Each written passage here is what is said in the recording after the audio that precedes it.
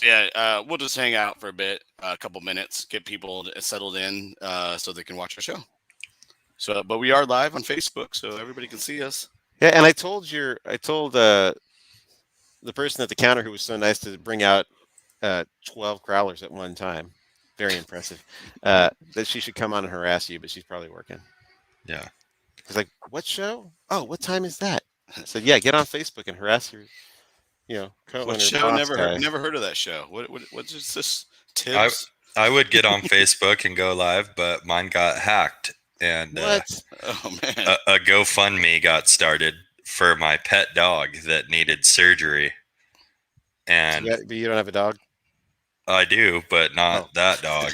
And a bunch of people donated, and I couldn't go on there and stop it. Like all my passwords are changed, everything. I'm sorry to hear that. So The Save Ginger Snap campaign, that was not real? it wasn't real. And the terminology in the post for the dog GoFundMe was pretty pathetic, and I hope I never talk like that ever in my life. Is there bad tenses and bad punctuation? Just horrible grammar. Words? Yeah, horrible grammar. It's amazing to me, these people who international scammers, right? Wouldn't you get one guy who knows English really well to just, I mean, they'd be so much more effective because that's usually how you can tell it's a scam. It's like everything's spelled wrong, nothing's right. It's a dead giveaway. I would find somebody who knows how to speak English very well, or whatever country I was targeting, of course. I guess that goes to show what people think of me if they'll read that and still donate. Maybe I do sound like that. Me make don't good know. beer with hop. Yeah. I read it. I was like, oh my gosh, please don't give $1 to this thing. Yeah, I would never. It'd be better if they did a little research on you and thought you were like a Hispanic entrepreneur. Donate with bit peso and Yeah, it was bad. Apparently, I can't make my vet bills because I'm living off of a small prepayment and a stimmy check that ran out. Was the terminology. A stimmy check? A stimmy check. My stimmy check didn't go a long enough way to get me the dog surgery. Wow, I just love the thought of people logging on right now. Right before that. Oh, so yeah, Blake needs help with his dog who's suffering from a rare disease because his stimmy check ran out. And please, anyone and everyone. What's the show going to be about? What are you guys talking about tonight? Okay, the show hasn't started. Go to my Facebook and flag it right now so that nobody loses money to this guy or person. Hey, hello to the folks who are logging on. We're having a real fun pre-show conversation about identity theft.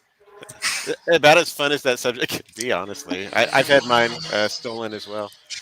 It was not fun. No. Mine used all of my writer's stuff to go get free meals around town. That was the best part. Oh, great. Yeah, being told I wasn't Brandon Hernandez at a restaurant one time was really fun. No, you're not Brandon Hernandez. We served him already. Like, well, I have a driver's license. I mean, does this help? Oh, like the look that washed over their face. Oh shit! They said we gave that guy a 12-course meal and like 5 wines and his wife. He said he was going to write about us. I'm like, well, that's bad. Yeah. That reminds me of the back in the day. I had a buddy who had a fake ID that was one of our friends' IDs, and they're like, "You're not that guy. He just came in and bought beer earlier today. How can you be? You look completely different now. How are you buying more beer?" And yeah, so we didn't get. That is too bad. Yeah. Okay, you can tell that somebody inexperienced is commenting here, but we're really glad to see you, Sarah and Matt. Man, I feel like I haven't seen Matt since 2005. Where you been, man? Been a while. Yeah. We were just talking about you, and it was disparaging. Like that guy used to like us. Sarah, it's great to see you. How about Jade? Pretty cool, huh? Yeah. I realize you can't respond right now. That All right, require a lot of guys. fast typing. Are you We're fi- ready? we're 5 minutes in. I'm going to start the intro, and then we're going to start the show. Yeah. So hold on to your seatbelts.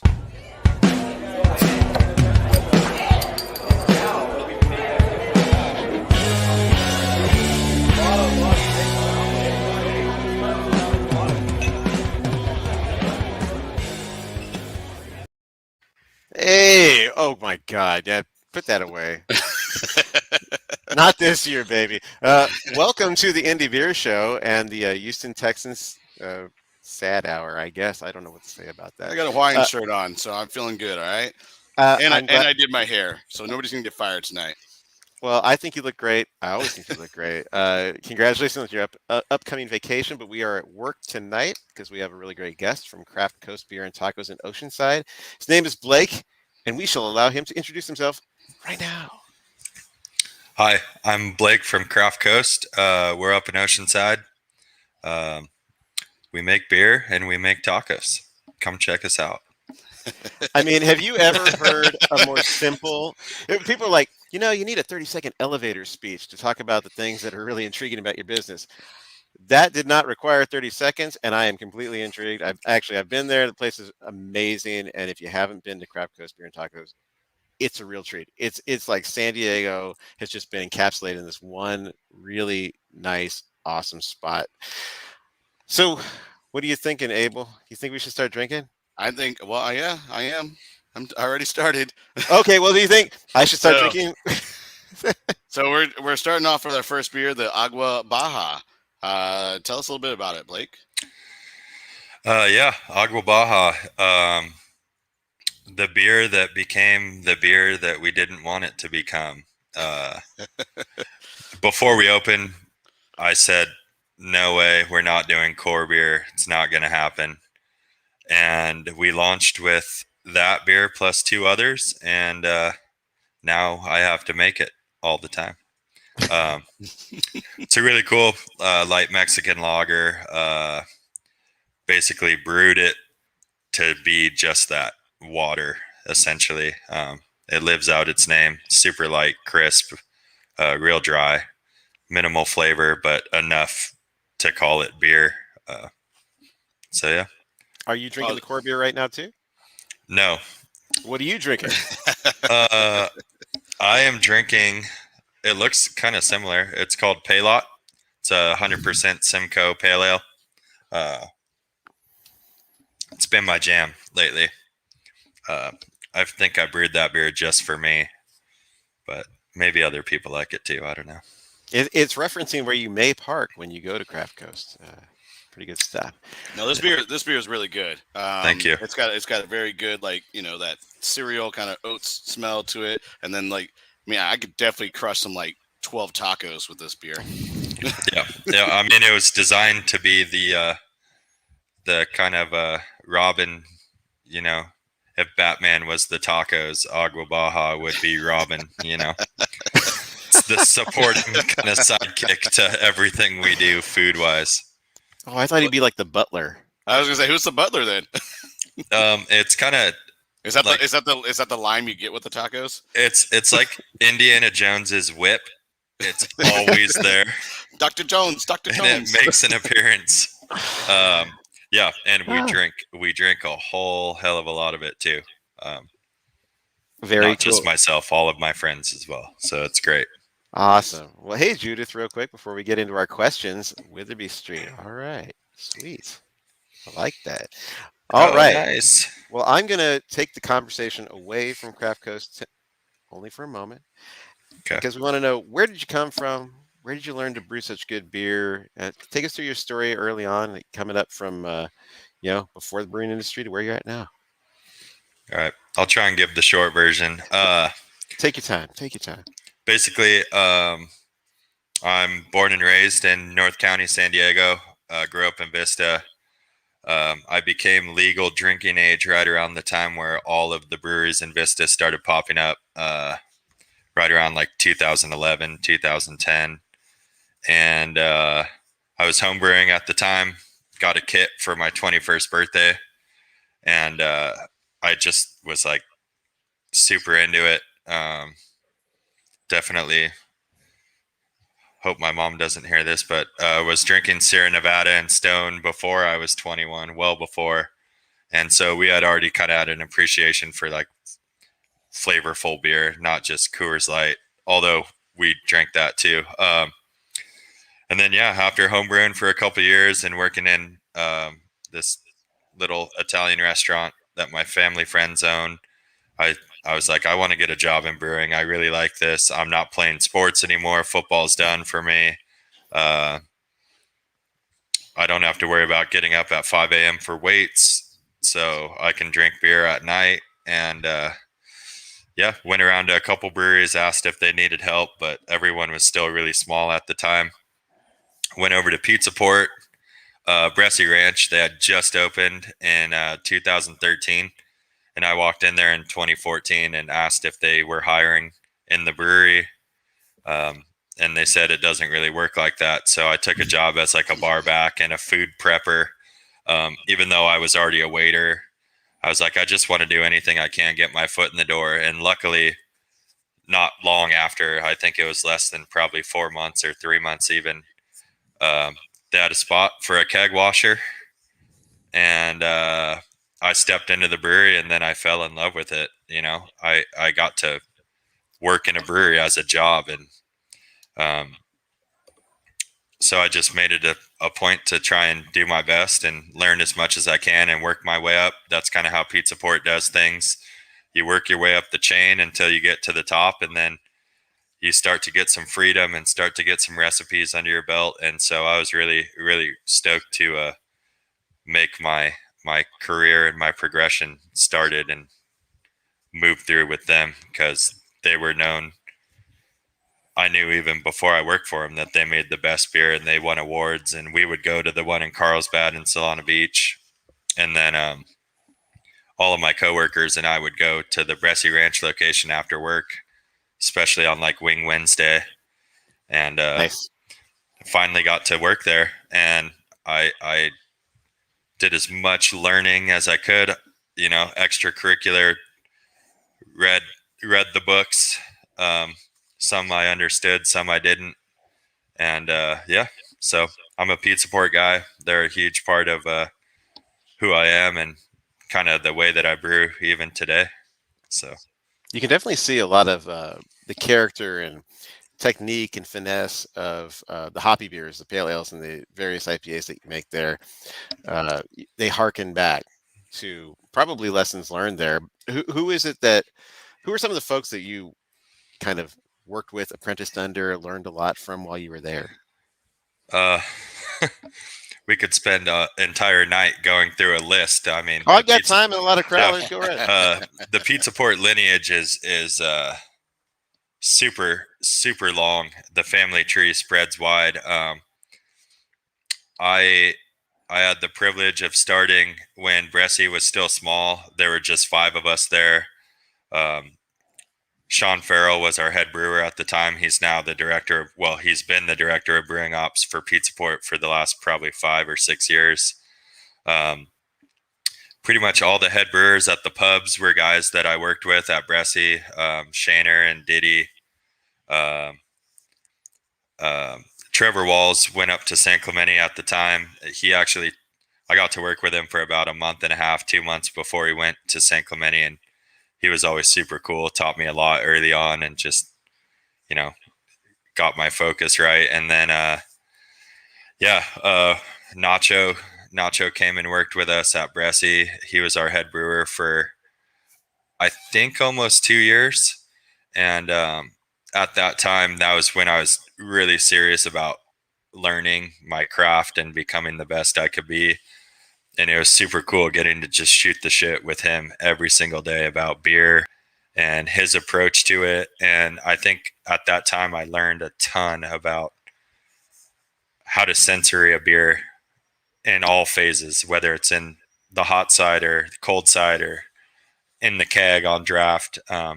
He was super good about sensory, and it was super important. So I tried to take as much of that knowledge as I could, because I knew, you know, getting to work for a company like that, you have the opportunity.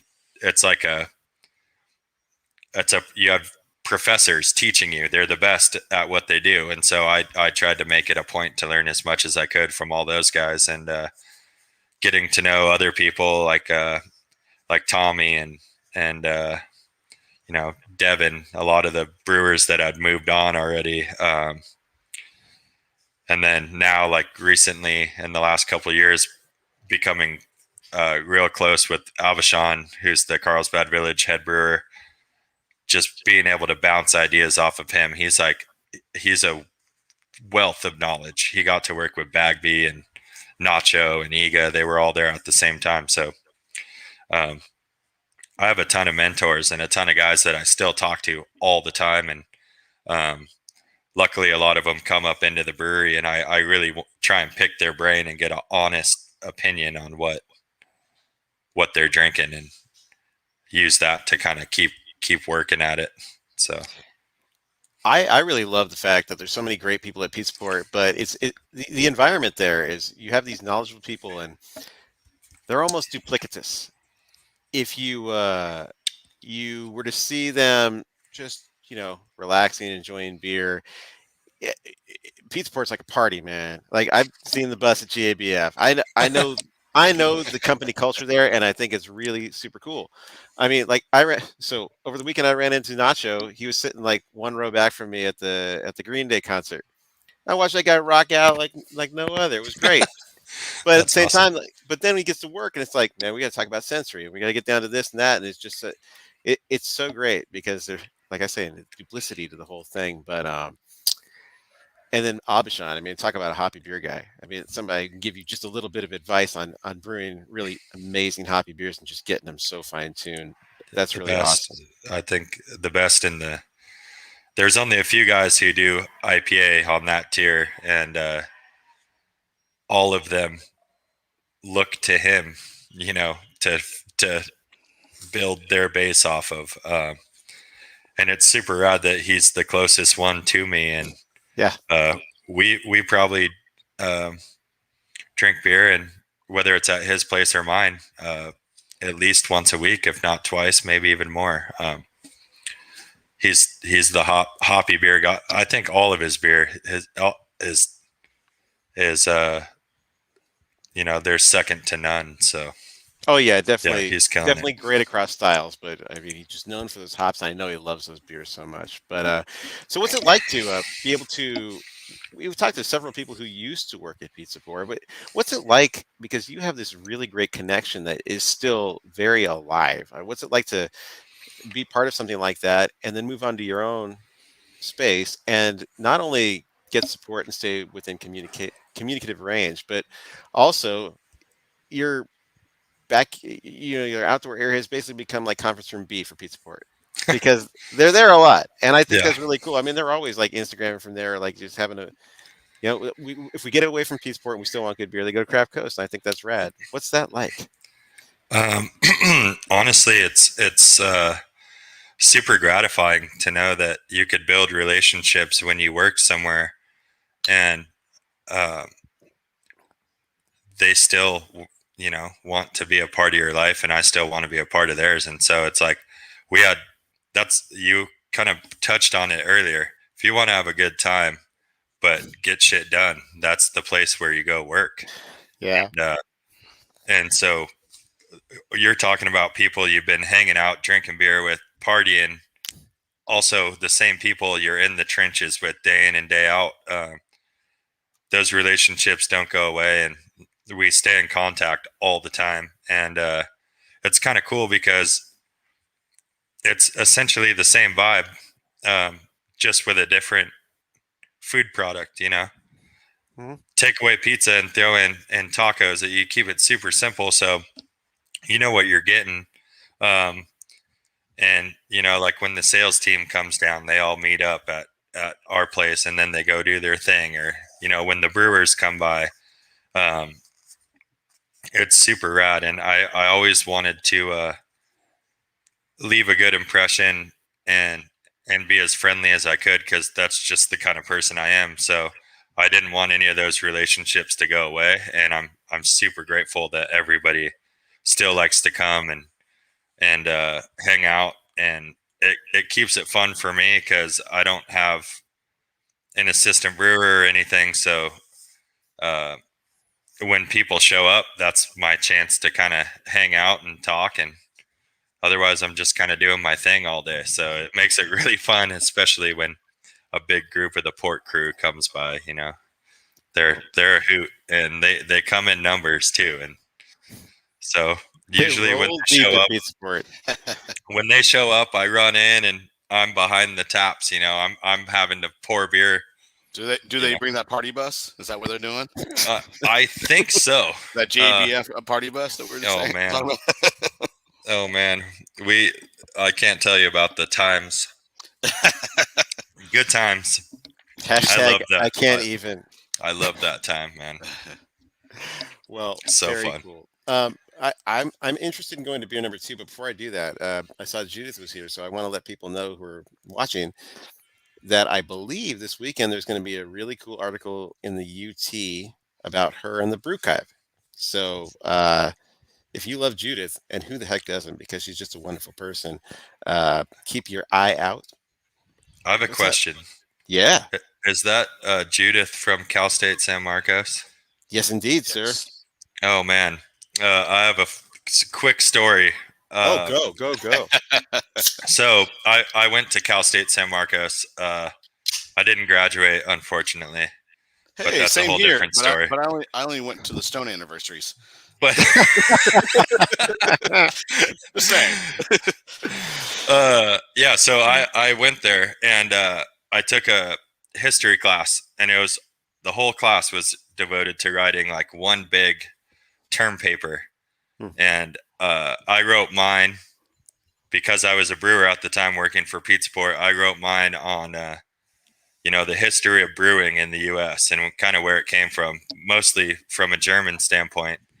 And I was going into the library and trying to find every book I could about brewing, and all these crazy articles and old school beer recipes that were from the 1800s.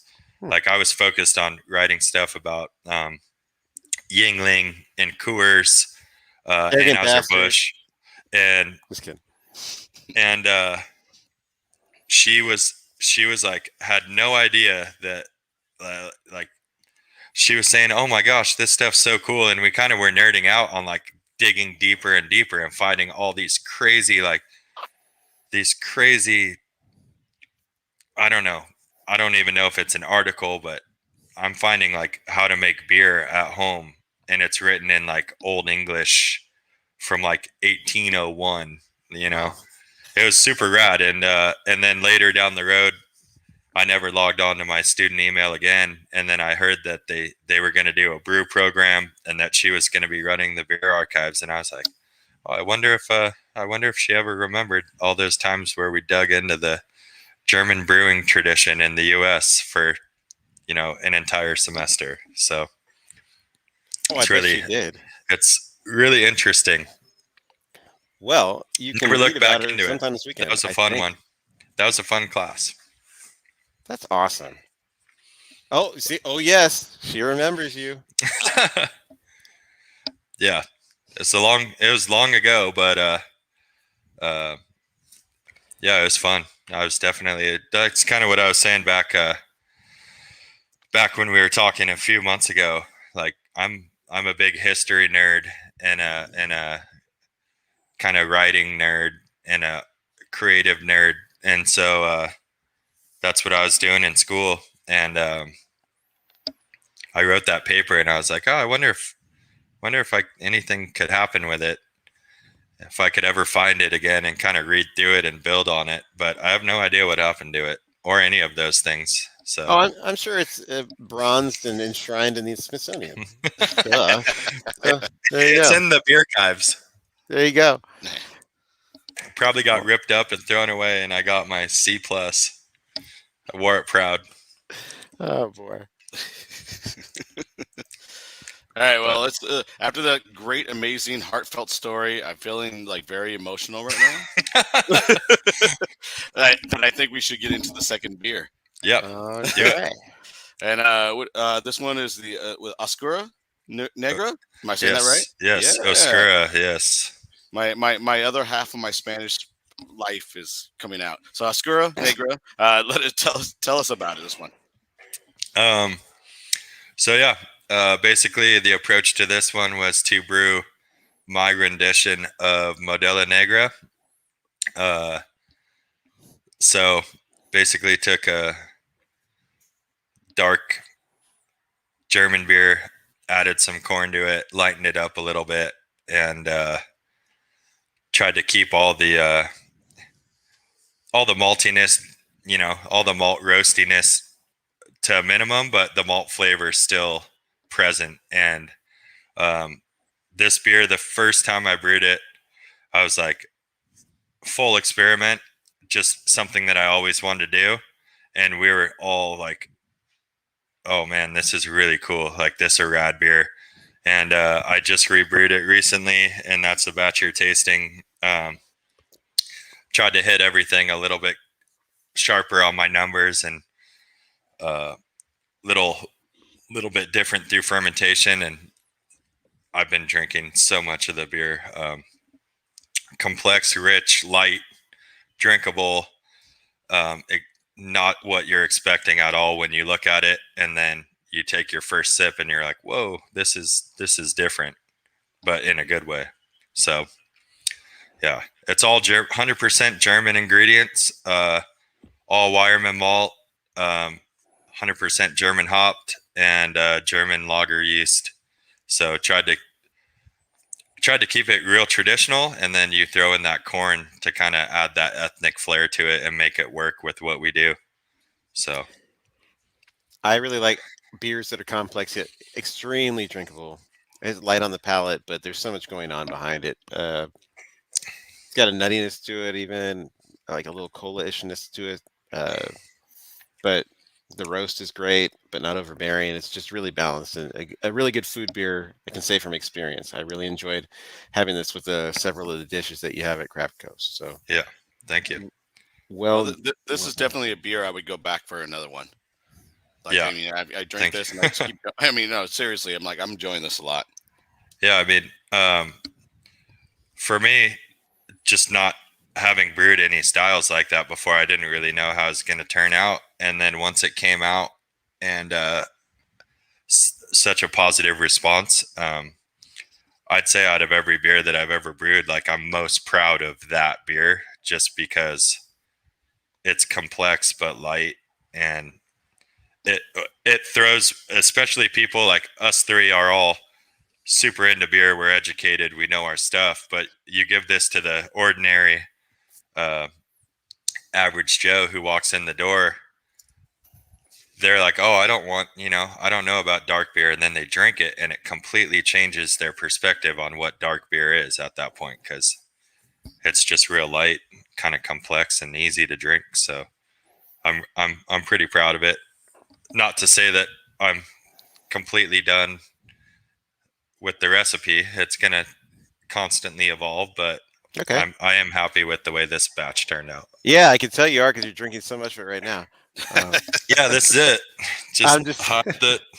This is the new recipe in a new batch. We just, I must have got the bad version then. Yeah, and then the pale version is just called Agua Baja.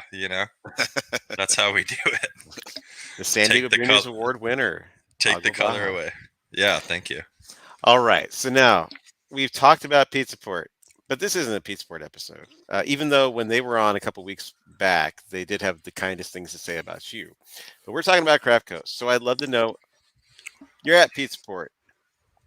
You may be thinking it's time to make a move, and you have your own thing. Tell us what it was like to like the story of making that move and how Craft Coast came to be conceptually. Yeah. Honestly, it was something like definitely the hardest career move or personal decision that I've ever had to make in my life was eventually getting to point to where I'd have to leave something that I love so much. There was nothing wrong with it. I could have been there, I think, for a really long time, but I always knew that opening a brewery and a concept that for some reason hadn't been done yet was something I wanted to do. And I felt like finally my experience level was getting to where I was comfortable with, the entire weight of the brewing would be on my shoulders.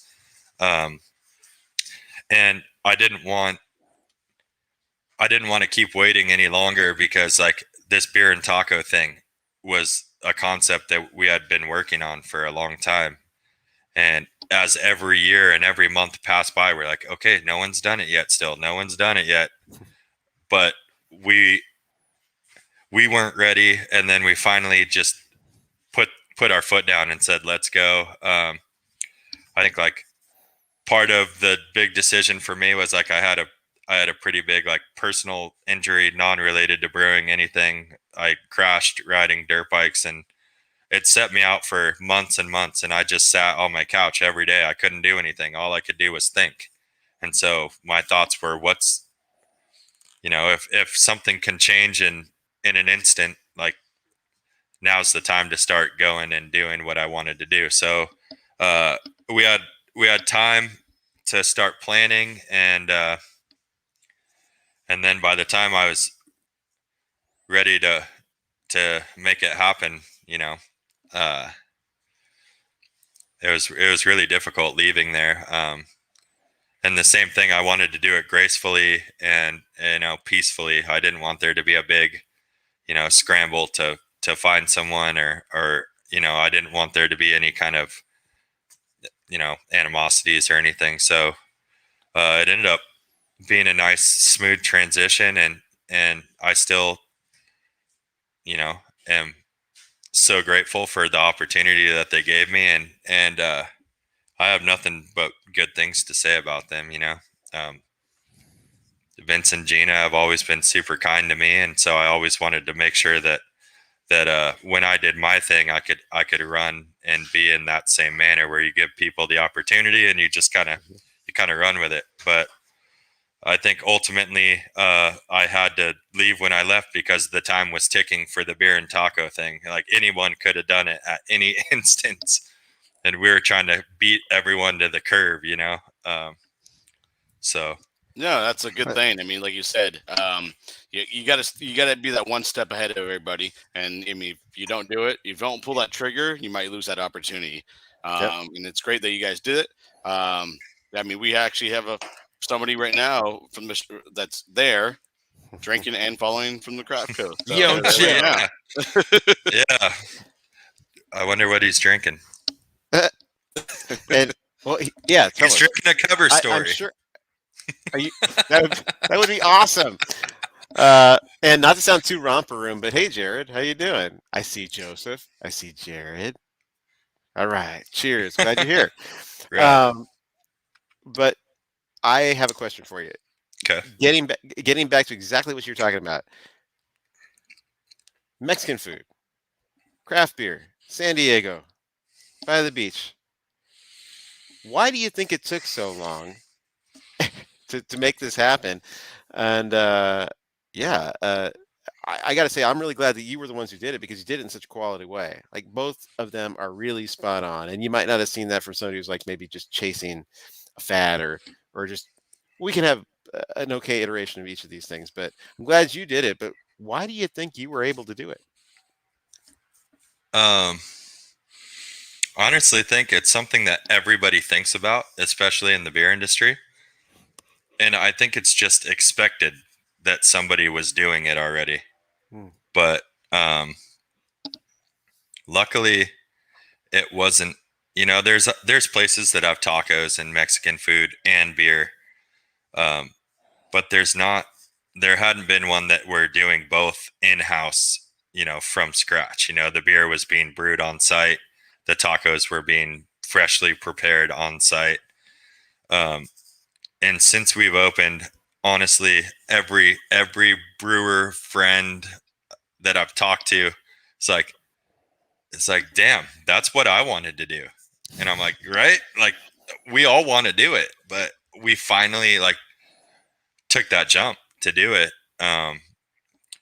Especially in Oceanside, we felt there was like a market for something,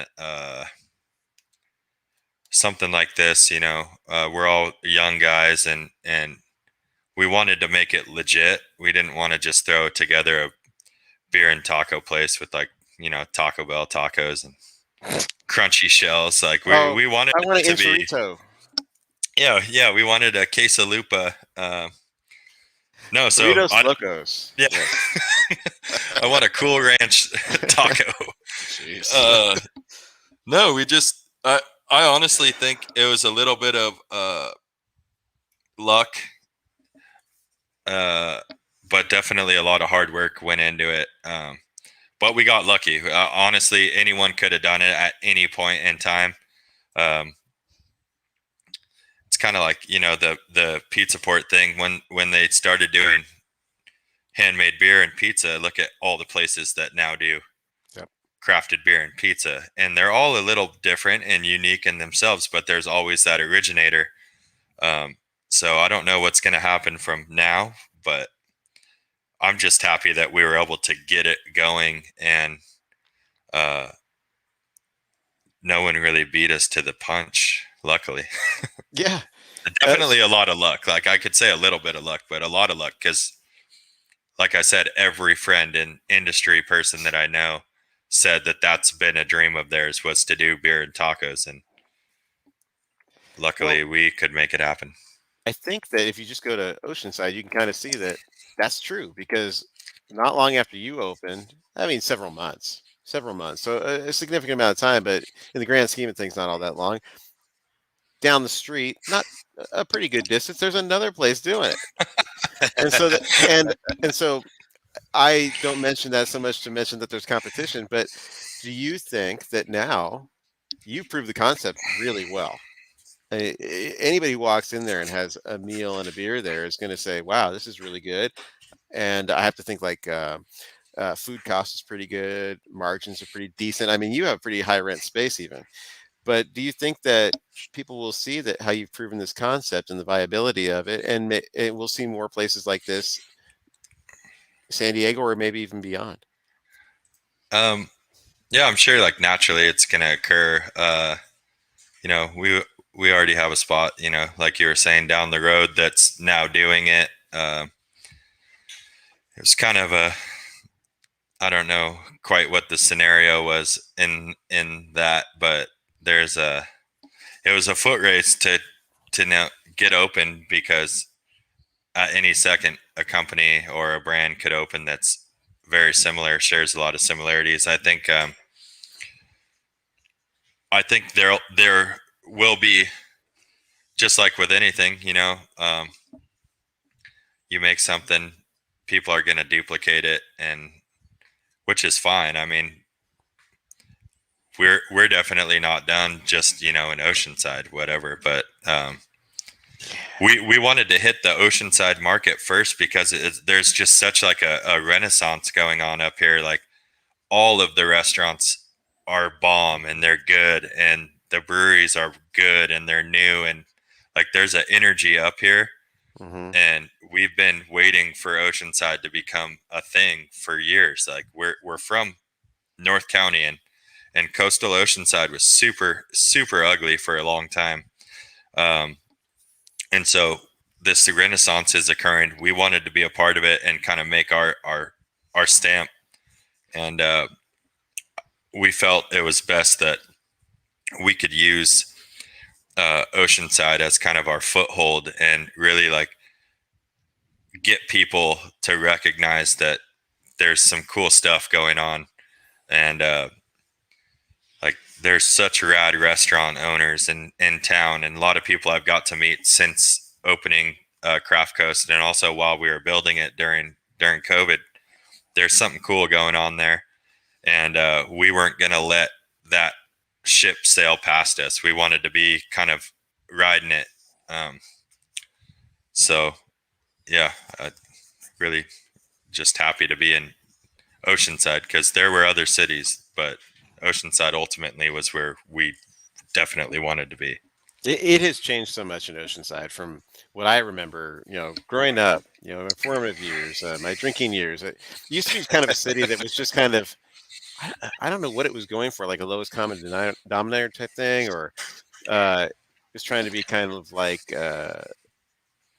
inviting, but low cost or whatever it was. I don't know, but there's just so much innovation now, and it doesn't even mean that the place is kind of like priced out. What I really like about Oceanside is that a lot of the places, I still go and I find value for dollar and creativity and just really good flavors and taste with the restaurants, and then of course with the breweries, like you said, great breweries. I mean, holy cow, you got Bagby and you and I mean, geez, like Breakwater. I still say don't sleep on Breakwater. What a great little place. I mean, For sure. ABF Awards, and yeah, it's a good place to be. But I want to get away from talking about people who might imitate you and talk about you. And so when you were coming up with this concept, you're going to do it. We've got the place. Now what am I going to do? How did you guys determine what food items you're going to make? Because I think the menu is really efficient and brilliant. And what kind of beers you were going to brew.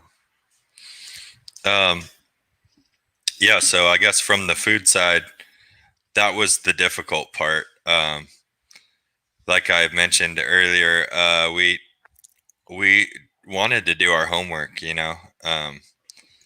We went everywhere. All the shops, all the taco shops that you'd know about, read about, and I think got introduced to this concept of this birria taco, and it kind of, I had never had one before. I'm a huge like Mexican food guy. I had never had one before. Certainly not the kind where the tortilla is fried in the broth and then it's all cheesy. So that was new. That was something that one of my partners really was pushing for. I was kind of up for whatever as long as it was authentic. We had some al pastor that we just fell in love with, and we'd go back multiple times a week to get it. And so we just wanted to. We looked at a couple different places. In and Out being kind of the top model for food. You have 4 ways to do one thing. So Yeah. We really wanted a simple menu, especially we knew we were not going to quite be able to afford a palace. So we needed to make best do with the square footage that we could do. So we dialed in the menu with just the 4 meats really. And the molitas were kind of a cool thing that we got introduced to kind of during the process. And we really wanted to do them because nobody in town, is doing a mulita. A lot of people, that's our number one most asked question. What's a mulita? What is a mulita? And it's, so we put them on the menu. People love them. It's like, why not? It's the same ingredients. You just do it a little bit different, and there's a little bit more involvement. So yeah, like simplicity was like our main number one goal was like, how simple can we get this thing yet be effective and not boring? Hey, real quick, Blake. Yeah. What's a mulita? A mulita is basically a taco that's like this. Wait, where's my camera? Like this.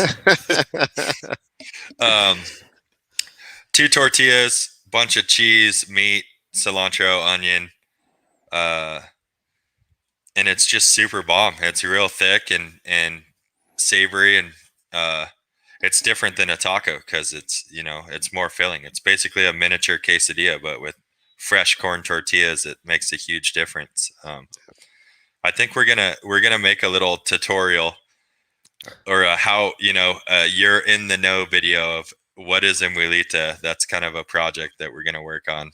Hopefully, it could be like a funny little skit, but it can go with your new beer, the Mulita Martin. Right, perfect. I actually, and then yeah, I guess the second part of your question was like the beer. The beer basically is just What I want to brew. Really, that's the only thing that dictates anything. Is I do what I want. it's me.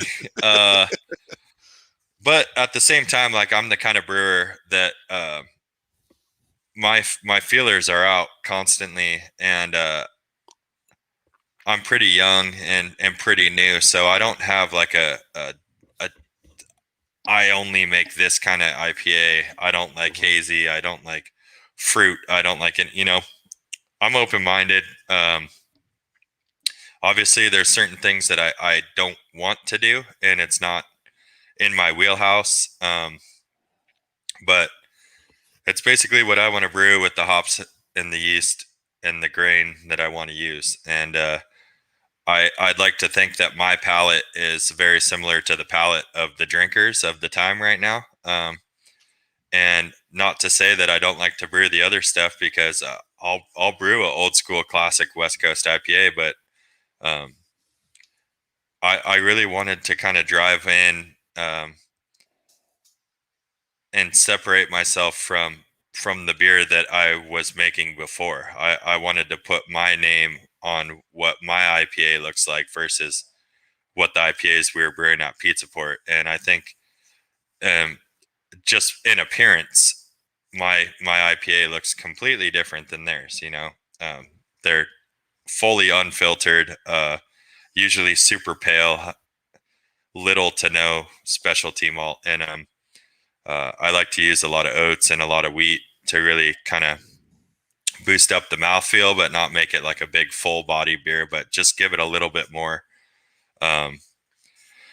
But also keeping that same tradition of the IPA that I learned to brew and really came to appreciate while I was at Port. And I think that was my main goal, really, is like, I'm going to be making a ton of IPA. We all know that, but it's going to be very different IPA every time. And I'd say, if I had to randomly guess, I think I brewed, like, in the first year, brewed 70 or so batches, and I think like 50 or 55 of the beers were all different. Like, Nice. So, I just want to brew new stuff all the time, and I think our consumers who are coming in frequently, or like every now and again, every time they come in, they're looking for what the newest beer is. They're not going back and drinking the same beer over and over again. So that's been really fun for me to just like use a brand new hop, like brew one that I've never used before ever in my whole career. And now I get to use it and people really enjoy it. So it gives me a good idea of what I want to do long term by getting to brew all these crazy beers. And now that the tank time, fermenter times are determined on my brew schedule, I get to brew a ton of lager, and I love brewing lager. I never thought I'd ever brew a lager. I didn't think I was a lager brewery because I don't really drink a ton of lagers. I'm an IPA drinker, hoppy beer drinker. So, yeah, I get to brew a ton of lagers now, and I get to brew beer with donuts and the mash and, 14% with coffee and stuff. You know what I mean? Like, you can't really allude to that without telling us what that beer was, because I gotta say, of all the beers, when I go to Craft Ghost, it's a menu that makes a lot of sense with what you're serving. I mean, like pales, IPAs, hazies, of course the lagers, but now this one doesn't fit so much. No, and why aren't you using churros also? I will. Come on. I will. Wait. So with the donut beer, basically the concept of that was we had just opened. We're a brand new Oceanside business. A block north of us, this really rad donut shop called Parlor Donuts opened up. They opened by this young couple. They're from the Midwest, and they make these cronuts that are like insane. The best donut I've ever eaten in my life. And I'm a big guy. You can't tell on camera, but I've eaten a lot of donuts. It's okay. The camera adds on 10 pounds. It's yeah, okay. Thank you. Perfect. I have all of the 10 pounds. But yeah, this super rad donut shop opened up, and I was all for it. And I met the owners, and I approached Noah and was like, "Hey, dude, you want to brew a beer with me? And I want to use as many donuts as you'll give me. I want to put them in this beer." And he's like, "Are you serious? Like, you could actually do that?" So he brought over like 14 dozen or something like that, and I brewed this huge imperial pastry stout. Threw the donuts in there. Um, this same shop also has a coffee roaster. That's where their business started back in the Midwest, and the coffee is so flavorful and delicious. So I used some coffee, and it was just this super fun release event. We did like a custom mug that had our logo and their logo on the other side. Um, I had their little donut holes. They're called cronies. They're like a churro flavor. And so when you came in and you bought the beer, you got the mug and you got a little crony to pair and eat with the beer. It was a hit. It was super. I feel like that should be an opportunity for Kronosworth. Oh my God! I'm just saying. The next collab is going to be with Cronenworth. I'm just letting you know. Yeah, Residents got the no Joe, so we need the crony. You gotta have the you have a no. It'd be Crow Jose. The Cronin the Barbarian. So I'm on their website right now because I love donuts, and I was just like, I gotta look at this. My God, this looks amazing. Oh my God, the carnival, the maple bacon, of course, maple pecan, sandy beef. I'm telling you, next time you come up to town, whether you come in early, go to them first, or if they stay open pretty late. I think they're open till like 6 or 7 p.m., maybe even later. Oh wow, okay. Are they all cronuts except for the? It looks all like of they're all cronuts. Yeah, they're all cronuts. It's pretty crazy too, because like they're so good and people love them so much. I think they've opened like 11 locations in 1 year. Oh wow, they're just blowing up in every big city, and it's super rad because the husband and wife that own it, they're just so nice, and they were, people still talk about that beer. It'd be fun to kind of keep it as like maybe a once a year type deal to brew something with their donuts, because it was cool. Like, I was not expecting that beer to be anything except an experiment, and people loved it. I mean, it was 14 point something %, don't even remember, and people were drinking it like it was a Agua Baja. I couldn't believe it. Tell me more about this 14%. My favorite part is that you came on to the podcast to talk about Craft Coast, and now Abel, Joseph, and Matt are all Parlor Donuts, huh? And even I'm like, let me check out that website. Wow. Log on to their website, www. whatever.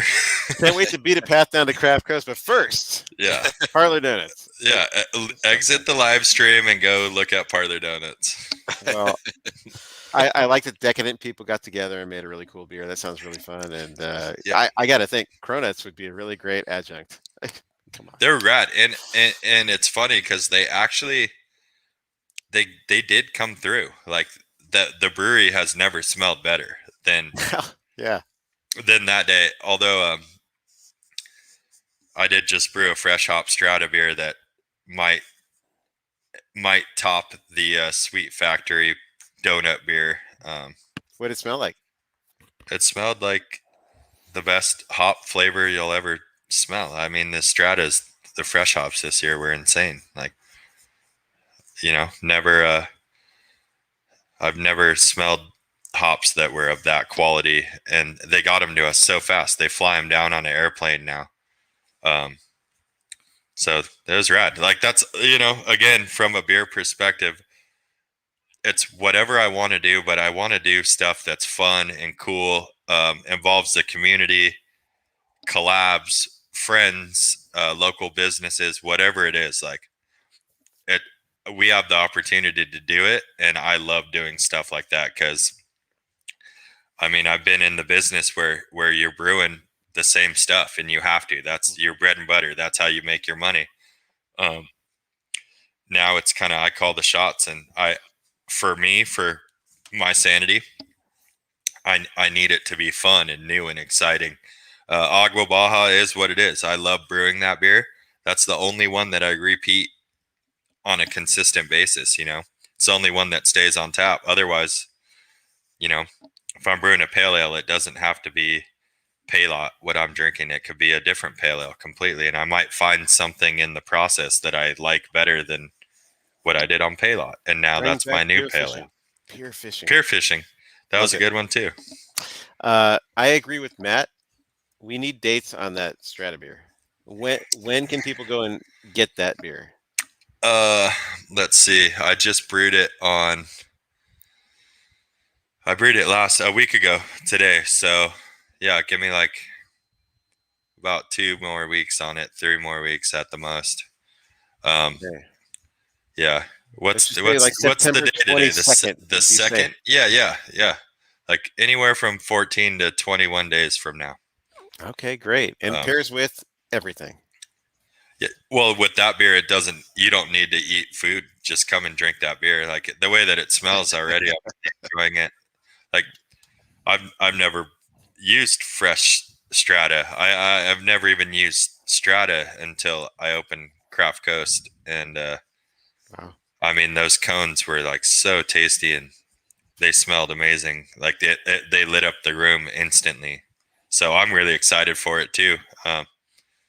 So Jealous. yeah, fun stuff. So speaking of the beers that you've been making and possibly drinking tonight, we have this little game we call What You Drink. I will go first, so you can talk about the beer you're drinking right now, or No, you we can talk about can't. He's talking about the one he had before. or the one he had before the show. Okay. But you already talked about that beer you had. So I will go first. Brandon will go second. If you want to play along, Blake, you're next after that. My brother lives in Anaheim. Got to go visit him last weekend. So I went and stopped by this little place called Green Cheek. Yeah. Oh, yeah. And got this little, It Works. It's a cold IPA. And so I don't know why they call it a cold IPA, but the reasoning behind it is that it's a lager yeast fermented IPA. It has Mosaic, Equinox, and Amarillo, as other people say it in other ways. But yeah, like the aroma off this is very like blueberry, strawberry, which probably comes from the Mosaic and Equinox. But it's a 7% IPA. Very clean, very clear, and very I probably had about 3 of those and didn't realize it was a 7% IPA, but it was good. That's nice. That sounds amazing. I would have called it Ice PA. But I like the little can, little igloo. It's cute. They're one of those breweries. I think they do no wrong. Everything they make is amazing. Yeah. God. I know. I go up there and my brother's like, "Where do you want to go?" I'm like, "Well, I want to go to Green Cheek." He's like, "Where else?" Okay. You're like, yes. Yeah, Green Cheek. I might go to the bathroom, but we won't talk about that. I might stumble outside and get lost. Exactly. That's really, really good. Now, I've been drinking a lot of Cover Story, which was on tap at Craft Coast. It's very cool. But I took a break yesterday, and I had a beer that, like an earworm, has put a song in my head that I haven't been able to get rid of, and it's kind of driving me crazy. But it's from 13 Point Brewing in Lemon Grove. It's called Dunkel Breaking My Heart. It's a nice Munich-style Dunkel. Really good beer. If you now I got that song in my head. For fans of malt complexity but drinkability, 5.5% it was really, really tasty and pretty rich for something that went down so easy. Kind of very Oscura territory where you get like nuances, but you can drink it and just drink it and drink it. Yeah, Dunkel Breaking My Heart. I wouldn't if I.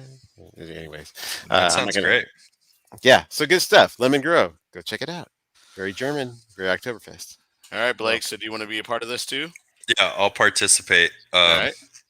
What did you drink last? I drank a lot of beers. And, were they lagers? If you follow, honestly, I would say the majority of beer I drink is IPA. I love IPA. However, like there's certain lagers that I'm in love with, and I'm not kidding you. I just reached over and grabbed. It's gonna flash in front now. This is the last beer I drank right here. Artifexican. Oh, cool. My good buddy Johnny is the king of the Mexican lager. honestly one of the beers that I look up to when I think about Mexican lager. He just won gold at California State Cup. So when I drink lager, it is most likely Artifexican that has been given to me by Johnny Joher. And then lately, one of the best beers I've had in a while, I was at Virgin and tried their new Wander IPA. It's like an unfiltered West Coast. I think it's Matueka, Citra, maybe Simca or Mosaic or something. Insane. It's beers like that I don't need to drink lager. Like most people drink lager just because that's the kind of beer that you could session and drink. Like if I find a good IPA, I'm going to be drinking that. And that Wander from Virgin was bomb. Months from McElhenney was probably like, I need that beer again. Like I need to find it. Or Sean needs to send a keg up here so I could put it on tap. Drink the whole thing. I selfishly like buy guest beer based on, I have like a sour and a kombucha for those people, but I buy the guest beer based on what I'm going to drink. So, oh yeah, cover story, and then I have the Bachelor, the Nate Sirocco Bachelor on right now from Society. I drink the shit out of those. I love that. Give me a good excuse. But so you were just speaking about unfiltered West Coast IPA. I think we should get into our number 3 beer. Okay, we have to. What is called the Hop Pop? Please explain. Yeah, so Hop Pop was the dream work of Yakima Chief, Kelly, and Abby, and myself. No, sorry. We're working out. We're working out some hop contracts. I was setting them up for the first time in my life, and they were telling me all about this new product called Cryo Pop, and no one in San Diego had quite used it yet. I think North Park brewed one right after Modern Times, and AleSmith all brewed one right after. But yeah, it was super rad. Basically threw all of our favorite hops in with the Cryo Pop. So it's Cryo Pop, Simcoe, El Dorado, Idaho 7. We were just going for like a fruit bomb with a real West Coast crisp base. No adjuncts, nothing to get in the way of the hop. Dry hop through multiple multiple hop techniques. So did some whirlpool techniques, fermentation dry hop, secondary dry hop. There's a lot of hops in the beer, a lot of cryo, and it's just really fruity, but it's real crisp and like, drinkable. There's just enough bitterness to where the fruitiness doesn't kind of take over and make it think you're drinking a hazy IPA. So it was a fun one. And to get Yakima Chief involved, their R&D brewing team, I sent them the brew sheet. We kind of bounced ideas off of each other's, kind of compared some IBUs. Although I don't really calculate, they were kind of able to come up with a rough number. And so I scaled back a little bit. And yeah, it was super rad to work with them. And anytime you get to work directly with a hop supplier on a collab is like, that's a brewer's, it's like being on a playground at that point. We get to use hops that they sent down. It was all special for the beer. I really like that one. Been drinking a lot of that. Can too. The can was fun too. Well, I mean, you got to give up to those ladies too. Kelly and Abby are fucking top notch. They are top notch. I love them so much. Yeah. Had a lot of fun times with them at festivals and beer bars and mostly around the North Park area. And also doing business. They're so nice. Yeah. Well, we don't really do that. Yeah. Well, I don't know if you'd love to talk about the time that this beer was featured as Beer of the Week on San Diego Beer News, but there's a funny story behind it for sure. Are you into it? Yeah, we might as well. Okay. Why not? Well, go for it. Well, okay. Let me start out. I'll preface it. So, this was before I was vaccinated, so all the beers of the week had to come my way so I could photograph it for the website and do what I was going to do. And I was really interested in this beer and the cryopop. Very interested, and it's gonna be my first craft coast beer I ever had. So I take the picture, taste it. I'm like, that has to be one of the lightest IPAs I've ever had. But maybe it's got, I don't know. But like it's, man, that goes down easy. Anyways, so I send a draft of what I've written over to Blake, and he's like, and he says, Yeah. All the comments that I got back were just completely not anywhere near what the comments I was expecting would be. Saying that it was the driest beer he's ever had in his life. the driest IPA. Driest IPA he's ever had in his life. The flavor just came and went so fast. And I was like, all right, that's really strange comments, but I don't know what your approach to sensory or how you drink beer is. I Like, know this you guy's an go beer, idiot. but It's I so don't even like stupid. dry IPA, so I don't like to brew like that. I like to have a little bit of like back end. Yeah. And then I was sitting in this exact spot, cracked open a can and took one sip, and it was Agua Baja Mexican lager in a hot pop can. Dry as hell. So crisp and so bomb, so dry. And I immediately like pulled out my phone and emailed Brandon, and I was like, "You got the wrong beer. I don't even know how it happened, but I do know how it happened. I had canned all the beer, and then my two partners labeled all the cans, but I had set a case of Agua Baja way off to the side. That was like my personal Agua Baja that I'd just grab and take home every now and again. And they labeled all of them. And so you got one and I got one.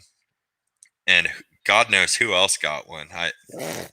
I can't even think, but there was only about a potential of 4 or 6 4-packs that could have gone out that were lager. I got one of them and you got one of them. Well, I feel honored.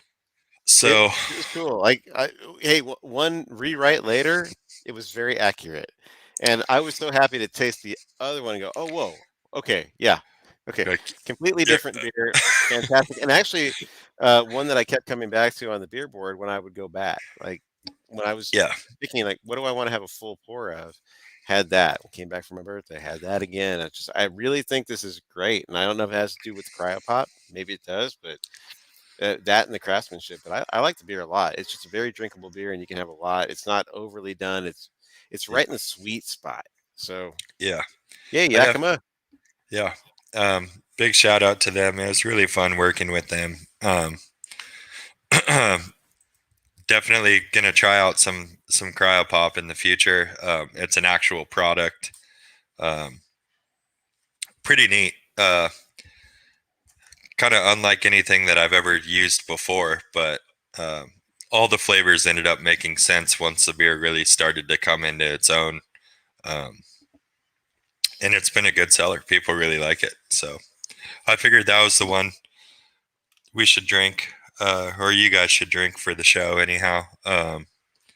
Just because it's, a couple people were involved that we all know and love. And it was a really fun time, brewing the beer itself. We had a fun day, and then they came back and we had a fun day drinking the beer for the release. It was just all across the board. It was great. Well, that's fantastic. I'm glad you did share it because I really like it. I'm sure that I can tell Abel does too. Yeah, I'm disappointed that your first sip of hot pop was Mexican lager, but well, at least I was like, it hey, worked out. man, this is the most different kind of IPA I've ever had. But You're like, whoa. I'll give him credit. This is the greatest hot pop I've ever had in my life, right here. That's the black IPA hot pop. Okay, so God. I think you have a really nice space. I'd love it if you could give us kind of like a vocal slash virtual tour of what it's like when you come to visit Craft Coast. And yeah, yeah, like I was saying, it's different indoors, different outdoors. So maybe just kind of take us through there and what we can expect when we're visiting. So basically, what you can expect is a nice, chill, down to earth atmosphere. Tied in by some cool seating features, outdoor arrangements that you can enjoy. The people watching right on Mission Ave, you could literally see the entirety of the pier, the water, all from the patio. And once you walk inside, it's just fully exposed brew house, fermenters. The kitchen is highlighted by a large open window, so you could see what they're doing in there. You could see the Pastor Trompo from the second you walk in till you take a bite of the taco. Instantly greeted by friendly staff standing behind the bar that features all authentic Mexican tiles and saltillos and talaveras. And, we really wanted to keep it simple yet effective. So it's just real cozy.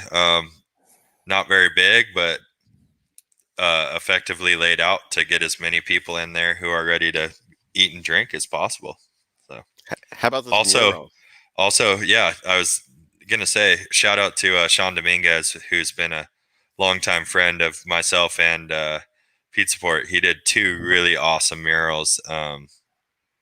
One is directly overhead of the faucets, and the other one is actually about a month old, up in the front area. So he did all of the mural work. He also did all of the handwriting. He did our handwritten menu that's up on the side off to where you order. Just super rad to have him involved, and he's always been big on the Baja trips, and he's a big surfer. So to get him involved in all the artwork was the only person that we ever considered. So A true Well, talent. it looks like one of our listeners here has been there, and he's got a little comment there. Decor is nice. Brew house is right there. High ceilings are fun too. yeah.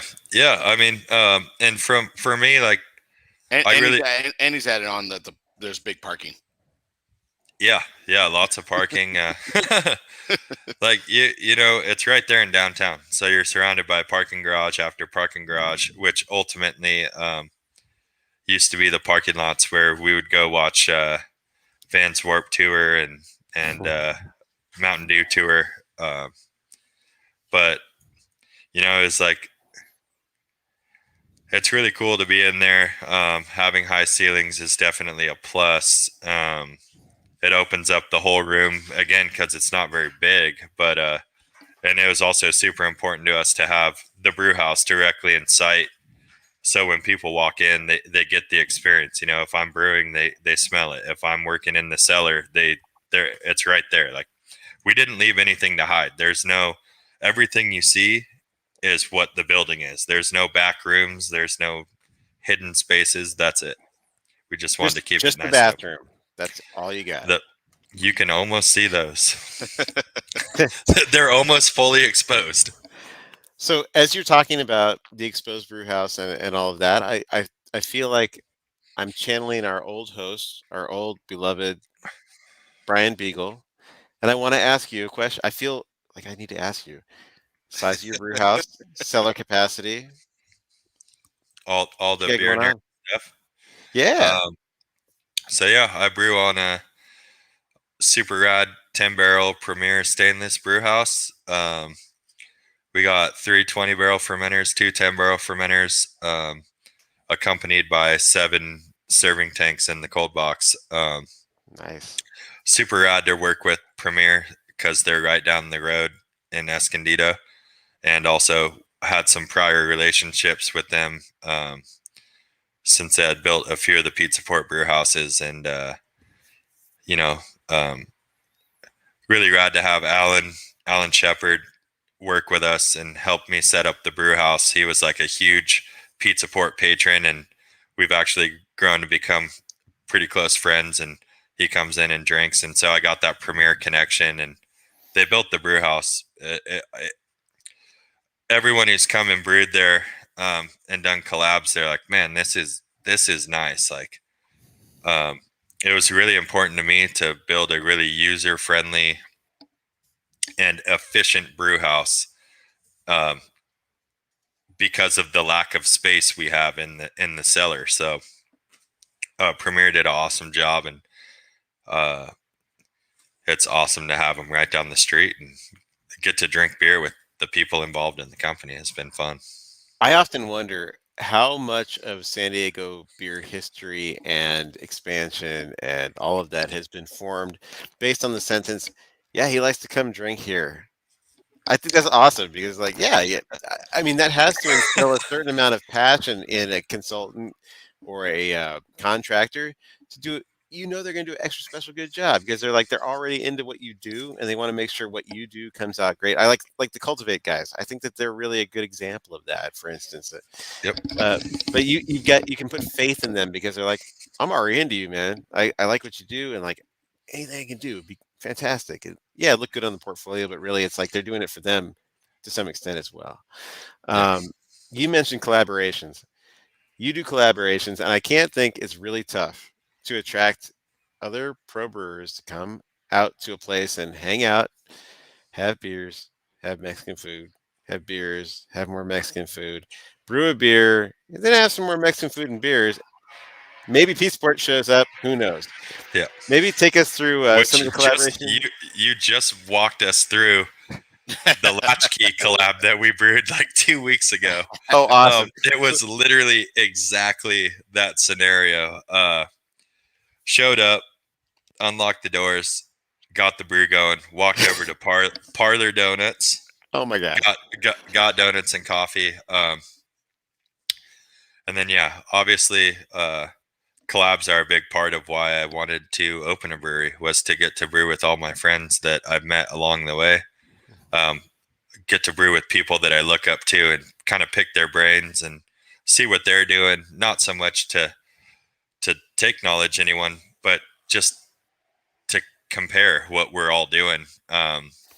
So I brewed quite a few collabs year one. A lot of really fun ones. I have a lot planned for the future, and it's the fun part as a brewer. That's what makes it fun. You get to invite other people into your domain for the day, and just drink beer and bounce ideas off of each other. Like it's what makes brewing more of like a passion than a job. Like I said, the Latchkey guys came by a couple weeks ago. That'll be the next collab out. I had known them for a little bit of time before, and we rekindled over at that Capital of Craft meetup at Society. And we went to lunch together at O'Brien's, and Anthony and I were just bouncing beer ideas, and I was like, dude, I got a tank open in like 2 weeks. Just come up and let's brew. Like all these things we just talked about, let's just make it. And it happened to be his birthday. It was super fun. We obviously ate and drank at the brewery, and then we went up to the rooftop bar, and we just had a good day. It's really fun to be in that area too, because after we're done hanging out at the brewery, we could go anywhere, and there's a lot of fun stuff around. So had a good time, hosting Horace, Pure Project, Artifacts, Virgin, Mike Albuchon, and the Pizza Fort Carlsbad guys, Yakima Chief. Get a Mason one, right? Mason Ale Works. Two of my old my compadres that I hang out with probably all the time. We've probably caused too much trouble, but yeah, Will and Jo came. We brewed a gigantic triple IPA that's on tap right now. The Parlor Donuts one. Yeah, it's fun. Like all these collabs are just like, there was a time where I felt like I was doing collabs, every couple weeks, but I don't care because it was just such a good time. It's like, get to brew with all my friends and all the collabs coming up. Gonna start going out of town and brewing around other breweries, which is going to be fun for me to kind of get out for a day or two. So I got a few of those lined up soon. You know, that'll never go away. Like that's part of why I do what I do, and I got introduced to that early on at Pizza Port. That's everyone wants to brew with Pizza Port. They want to come over and hang out for the day, see what we're doing, and pick our brains. And I got so many relationships built off of those times. Wow. It's been rad. Yeah, that's like my favorite part of the whole thing, I'd say. That's awesome. I was going to ask you who Aiden was. You said Latchkey came over and ate, and they ate and ate Anthony drank. Yeah. Oh. No, Anthony's a live wire, really cool guy. I love what he's doing, and Gerald, and Matt's in there in the mix too, and Danielle. Danielle something or other works over there. Yeah, I think Danielle, some girl named Danielle at Latchkey. Never heard some of her. mermaid haired chick. But I've heard about this. I also saw that you're getting out of your brewery. Weren't you at Embolden also doing a collab? No, not yet. Not yet. Oh, anyhow. It's going to happen. It's going to happen. Those guys I've cruised through a few times. Yeah, I'd like to brew with them. I think, I got out and brewed at Mason a few times. We did a light lager there. And then the Pizza Boys are back in town, which was a bunch of former Pizza Port Bressie Ranch guys. We all got together and brewed a double IPA that was super rad. I feel like Thin Lizzy missed the mark on that when he said the Pizza Boys were back in town. I think that should have been the song right there. The song was wrong. We were right. They were wrong. The Pizza Boys are back in town. They may have come up with that song 20 years before any of us were born, but it was they did it. But no, maybe you at least. Yeah, a lot of fun ones coming up. Yeah, I can't wait to start to get out of the brewery and branch out and learn and hang out with some guys from out of town that I look up to. So that's kind of the next chapter in the collab world. It's great. And speaking of branching out, I have to think that this the model that you've created is something that can be replicated by you instead of somebody who's going to copy, for instance, and can be packed up and implemented someplace else. Do you have ideas of maybe growing and having additional craft coasts, or? Yeah, it's certainly in our plan now that we have a year's worth of business. We don't even have a full year's worth of non-COVID business data to base off, but that was kind of the plan from the start, was to have multiple locations. Certainly going to stick to our theme of coastal. I don't know where we're going to go yet, but yeah, definitely expect in the next distant to near future, we'll have a second one lined up for sure. Distant to near future. I love it. Yeah. So any day now to before, after you're dead. That's good stuff. I can't wait. I'm going to put that on my calendar. Yeah. And I'm sure you, with your journalist desires, you just want to dig in and get all the answers, but I don't have any answers right now. Actually, what I know is we do want to do another one, and it's not too far-fetched, I think, at this point. I'm just stoked you want to do another one. I think it's great. I really enjoy the one you already have, and it is really exceptional. Having gone to a lot of breweries, a lot of brew pubs, a lot of beer concepts, I think that what you've done is just great. I only have one bone to pick, and it's not just with you. It's with you and Pizza Port. What the hell? Can't anybody inland have any amazing beer? I don't get it. Like, okay, you put it right in the name, Port Coast. That means that Rancho Bernardo's never going to have even a shot. Dang, I live there. But you know what? You're worth a drive. But I like an inland port, an inland coast. Oh, it would be so great. The rich keep getting richer. That's all I'm saying. Unfortunately, until the coastline erodes into Rancho Bernardo, I don't foresee either brand being there. You're telling me Rancho Santa Fe has a better chance? Like they're gonna erode faster? Oh my god. Well, I don't know. anyways, you know what? You're always worth a drive. It's good. Yeah, Is there gives you anything? an excuse to get out. It's true. It's true. It's true. And to practice my skills at parking backwards. What is Yeah, up with that note inside? I'm not a fan of that. I don't know who thought of that, but it's not the best thing. The busiest street in town. It's like, you know what? If there's no one behind you, which would never happen, just go ahead and back into that spot. And it's so challenging. But anyway, Yeah, it's pretty ass backwards, but no pun literally, intended. kind of No literally, pun yeah. intended. Yeah, no pun intended. So what else on the more near horizon? Not so much a second location, but what's coming up at Craft Coast that you can tell us about that people can get ready for? Geez, I don't know. A lot of new beer. Fresh hop beer is on the near horizon. Just trying to improve every day overall, whether it's from a facility standpoint, customer service standpoint, experience, whatever it is. We have a really good team there, and we're constantly growing and building. So we really are striving to be the best we could be, and creating the best experience possible, because ultimately that's why we do what we do, is to create an experience, whether it's liquid or a consumable product like a taco. But it definitely starts with the people, and we got a good spot, so yeah, just expect new and improved all the time, and new beer certainly. Well, I like expecting good beer, and I definitely like what you're doing over there. So, there is a comment here. I don't know if you're aware, but Joseph, he's going full pour on the brew one. Oh my Oh, god! there you go. There is your testimonial. Copy paste on the website.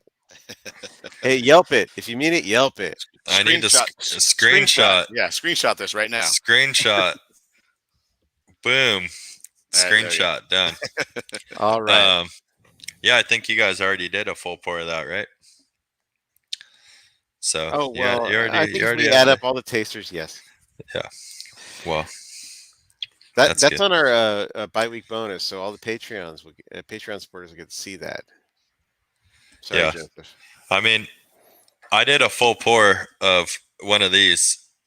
I think that's actually, it's only a half pint, but I think it qualifies as a full pour. It's whatever you need it to be. Whatever's going to work for you, man.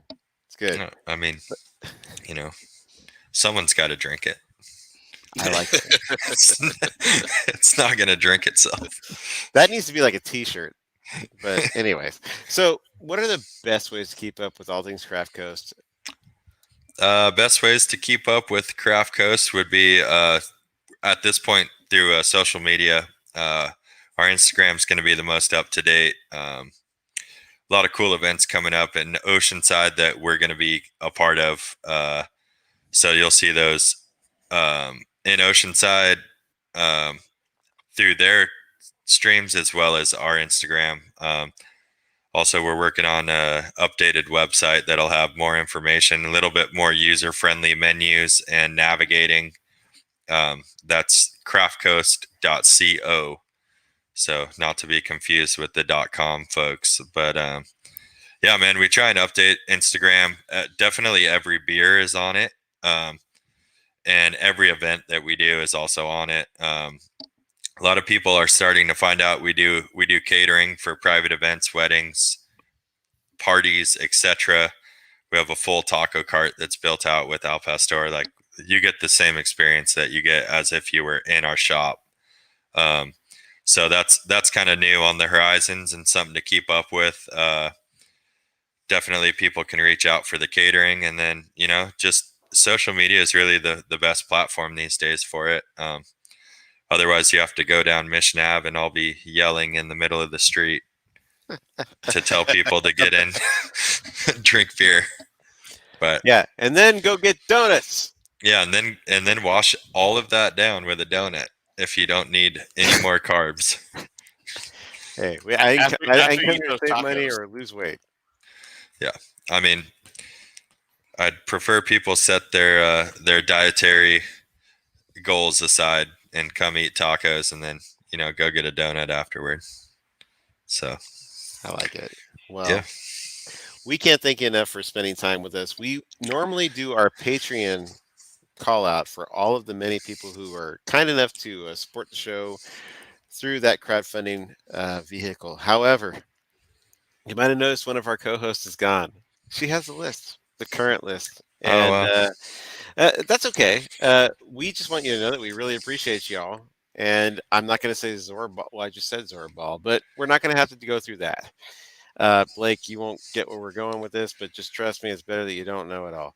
Well, you could just start yelling out random companies now, like they did at the end of Talladega Nights. Where Oh, okay.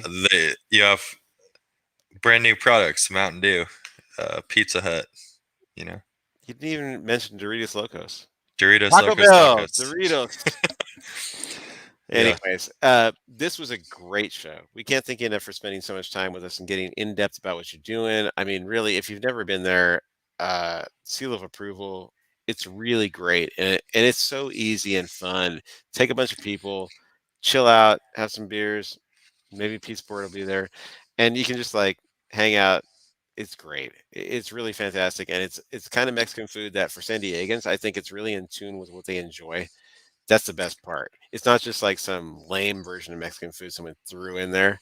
So good job on that. But yeah, and maybe Judith will be there too, drinking Yeah. with a bee. Yep. Thank you, and thank you guys for having me on. It's been really fun chatting. It's an honor to be part of this community. So thank you. Well, we hear that. We hear that. And so for everybody listening and everybody who watches later, we're going to have some news coming up on our Facebook, Instagram, all that kind of good stuff. Social, I guess the kids call it the social media. But so stay tuned for that. But for now, we're just all about Craft Coast. And thank you very much, Blake, for Abel, for Blake, for myself. Thank you for watching. It was great to have you on. And go get some beer and Mexican food. Bye. Get it.